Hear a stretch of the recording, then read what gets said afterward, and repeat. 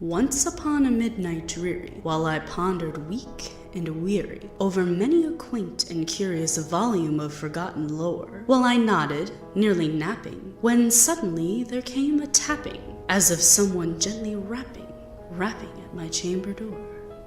"'Tis some visitor," I muttered, tapping at my chamber door. "Only this, and nothing more." Ah, distinctly I remember, it was in a bleak December, and each separate dying ember wrought its ghost upon the floor. Eagerly I wished the morrow, vainly I had sought to borrow from my books surcease of sorrow. Sorrow for the lost Lenore, for the rare and radiant maiden whom the angels named Lenore, nameless here forevermore. And the silken, sad, uncertain rustling of each purple curtain thrilled me, filled me with fantastic terrors never felt before, so that now, to still the beating of my heart, I stood repeating, "'Tis some visitor entreating entrance on my chamber door, some late visitor entreating entrance at my chamber door. This is it, and nothing more."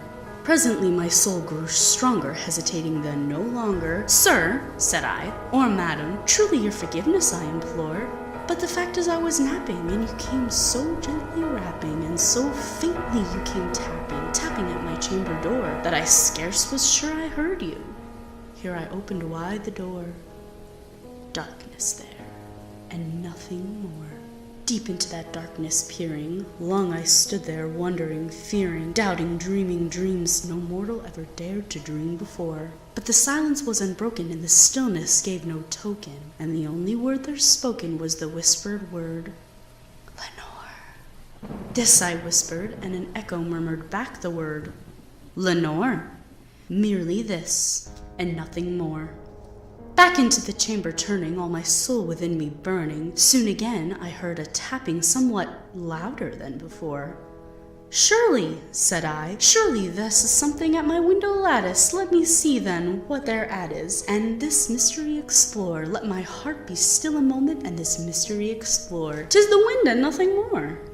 Open here I flung the shutter, when, with many a flirt and flutter, in there stepped a stately raven of the saintly days of yore. Not the least obeisance made he, but not a minute stopped or stayed he, but with a mien of lord or lady perched above my chamber door, perched upon a bust of Pallas just above my chamber door. He perched and sat, and nothing more.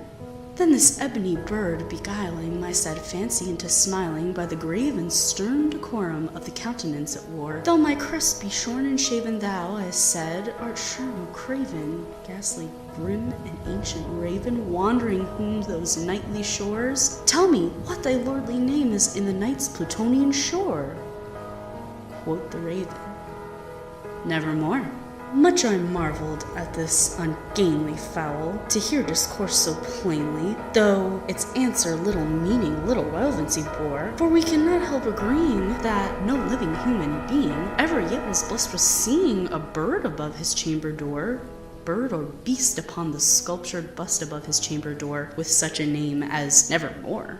But the raven, sitting lonely on the placid bust, spoke only that one word, as if his soul in that one word did he outpour. Nothing further than he uttered, not a feather than he fluttered, till I scarcely more than mothered, "Other friends have flown before. On the morrow he will leave me, as my hopes have flown before." Then the bird said, "Nevermore." Startled at the stillness broken by the reply so aptly spoken, "Doubtless," said I, "what it utters is its only stock in store, caught from some unhappy master who unmercifully disaster followed fast and followed faster till his songs one burden bore, till the dirges of his hope that melancholy burden bore of nevermore." But the raven, still beguiling all my fancy into smiling, straight I wheeled a cushioned seat in front of the bird and bust and door. Then upon the velvet sinking, I betook myself to linking fancy unto fancy, thinking what this ominous bird of yore, what this grim, ungainly, ghastly, gaunt, and ominous bird of yore meant in croaking "Nevermore." This I sat engaged in guessing, but no syllable expressing to the fowl whose fiery eyes now burned into my bosom's core. This and more I sat divining, with my head at ease reclining on the cushion's velvet lining, that the lamp gloated over, but whose velvet violet lining with the lamplight gloating over, she shall press, nevermore.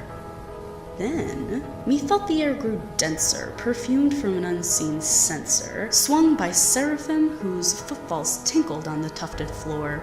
Wretch, I cried, thy God hath sent thee, by these angels he hath sent thee, respite, respite, and nymphe, from the memories of Lenore. Quaff, oh quaff, this kind nymph, and forget this lost Lenore. Quoth the raven, nevermore. Prophet, said I, thing of evil, prophet still, if bird or devil, whether temper sent or whether tempest tossed thee here ashore, desolate yet all undaunted on this desert land enchanted, on this home by horror haunted, tell me truly, I implore, is there balm in Gilead? Tell me, I implore. Quoth the raven, nevermore.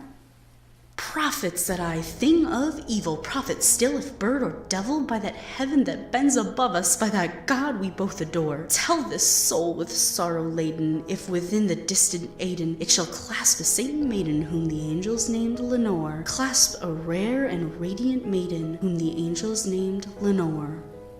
Quoth the raven, nevermore. Be that word our sign of parting, bird or fiend, I shrieked, upstarting. Get thee back into the tempest night's Plutonian shore. Leave no black plume as a token of that lie thy soul hath spoken. Leave my loneliness unbroken. Quit the bust above my door. Take thy beak from out my heart, and take thy form from off my door. Quoth the raven, nevermore. And the raven, never flitting, still is sitting on the pallid bust of Pallas just above my chamber door. And his eyes have all the seeming of the demons that is dreaming, and the lamp light over him streaming throws his shadows on the floor. And my soul from out that shadow that lies floating on the floor shall be lifted